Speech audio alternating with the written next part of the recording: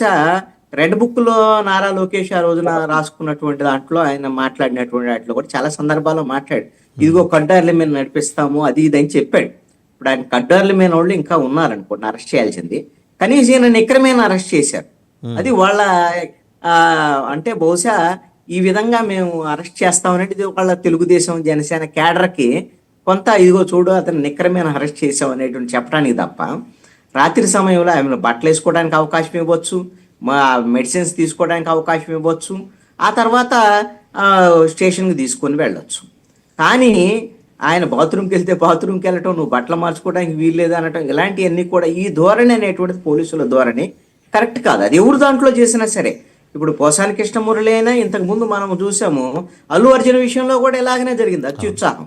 Case ఉన్నప్పుడు arrest చేయడానికి ఎవరు తప్పు పట్టరు, ఈ ధోరణి తప్పు. రెండవది ఏంటంటే నిన్న అర్ధరాత్రికి ఎందుకు వెళ్ళారు ఏంటి అనేటువంటి దాని మీద ఉంటే దీనికి పొలిటికల్ మోటివ్ ఉందండి. ఎప్పుడైనా అరెస్ట్ చేయొచ్చు అది పోలీసులు కేసు ఉన్నప్పుడు, తప్పేమనటంలా. కానీ తెలుగుదేశం పార్టీ ఒక కీలకమైనటువంటి సందిగ్ధమైనటువంటి పరిస్థితిని ఎదుర్కొన్నది ఈ 3-4 రోజుల్లో మనం ఒకసారి గమనిస్తే.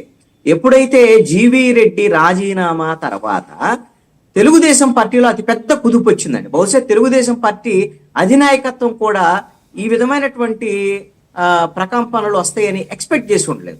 అది ఎలాంటిది అని అంటే, జీవీ రెడ్డికి సపోర్ట్ చేయటం ఒక అంశం అయితే, తెలుగుదేశం పార్టీకి సంబంధించినటువంటి కార్యకర్తలు, సోషల్ మీడియా యాక్టివిస్టులు అందరూ కూడా చంద్రబాబు నాయుడును దుర్భాషలాడటం, నారా లోకేష్ను దుర్భాషలాడటం, అధినాయకత్వం మీద ఒక రకమైనటువంటిది కేడర్ మొత్తము సోషల్ మీడియాలో తిరుగుబాటు చేసిందండి.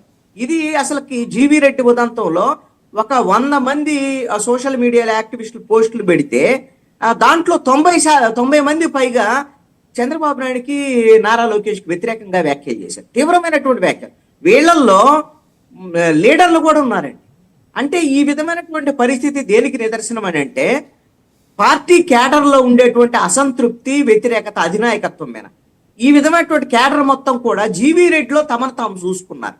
అరే ఇంత మన అన్యాయం జరుగుతుంది, అధినాయకత్వం ఇష్టారాజ్యంగా వ్యవహరిస్తుంది అనేటువంటి దాని మీద ఈ తిరుగుబాటు జరిగింది. దీంతో తెలుగుదేశం పార్టీ అధినాయకత్వం అనేటువంటిది ఒక రకమైన తీవ్రమైనటువంటి ఆందోళన చెందింది. అది కూడా ఎప్పుడు జీవీ రెడ్డి రాజీనామా చేసింది ఎమ్మెల్సీ ఎలక్షన్స్, ఈ రోజున ఎమ్మెల్సీ ఎలక్షన్ ఉంది. ఈ ఎమ్మెల్సీ ఎలక్షన్ మీద ఆ ప్రభావం పడేదానికి కూడా అవకాశం ఉండొచ్చు.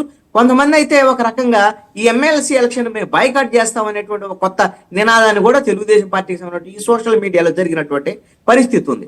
ఈ నేపథ్యంలో కనీసం ఈ ఎమ్మెల్సీ ఎలక్షన్స్ సంబంధించినటువంటి ఈ రోజు జరిగేటువంటి దాని మీద జీవీ రెడ్డికి సంబంధించినటువంటి రాజీనామా ఎఫెక్టు, జీవీ రెడ్డికి సంబంధించినటువంటి అరెస్ట్ తర్వాత కేడర్ మొత్తం కూడా తెలుగుదేశం నాయకత్వం మీద తిరుగుబాటు, అన్ని అంశాలు కొంత డైవర్ట్ చేయాలంటే సోషల్ మీడియాకు వాళ్ళకు మళ్ళీ ఒక పని కావాలి.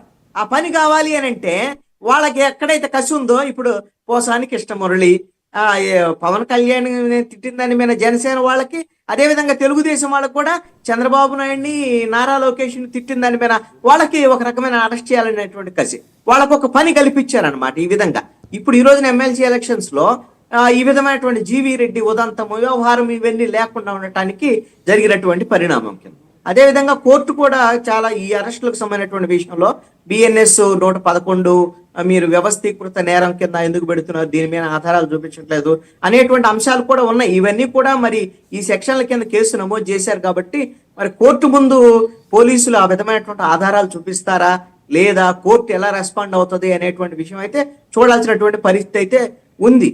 అయితే జీవీ రెడ్డికి సంబంధించినటువంటి అరెస్టు విషయంలో ఒక చర్చ, మీరు ఈ డిబేట్ లో కూడా ఆయనకి ఎమ్మెల్సీ ఇస్తారు మళ్ళీ ఒక డామేజ్ కంట్రోల్ ఎక్సర్సైజ్ ఏదో నడుస్తోంది. నేను ఒక చాలా స్పష్టంగా చెప్తానండి, అసలు జీవీ రెడ్డి ఉదంతంలో జీవీ రెడ్డి విషయంలో రాజీనామాని వెంటనే చంద్రబాబు నాయుడు యాక్సెప్ట్ చేశాడు అని అంటేనే చంద్రబాబు నాయుడు చాలా క్లారిటీగా ఉన్నాడు. జీవీ రెడ్డి ఆ విధమైనటువంటి పార్టీ అంటే ప్రభుత్వానికి వ్యతిరేకంగా, పార్టీకి వ్యతిరేకంగా మాట్లాడాడు, వ్యవహరించాడు. కాబట్టి అతను పార్టీలో ఉండటానికి వీల్లేదు, అతను వెళ్ళిపోతా అంటే వెళ్ళిపోమని ఆయన వెంటనే దాని రాజీనామా ఆమోదించాడు. ఈ రాజీనామా ఆమోదించిన తర్వాత మరొక్కసారి మళ్ళీ తెలుగుదేశం పార్టీలోకి తీసుకోవటమో లేకపోతే ఎమ్మెల్సీకి ఇవ్వటం అనేది అసలు జరగనటువంటి పని. దీంట్లో చాలా కీలకమైనటువంటి ఒక్క పాయింట్ చెప్తానండి.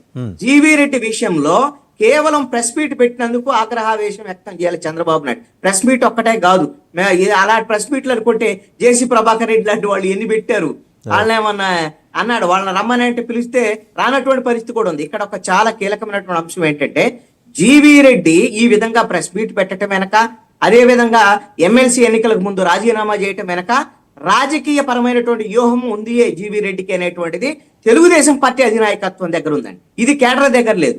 ఆ అధినాయకత్వం ఏం భావిస్తుందంటే జీవీ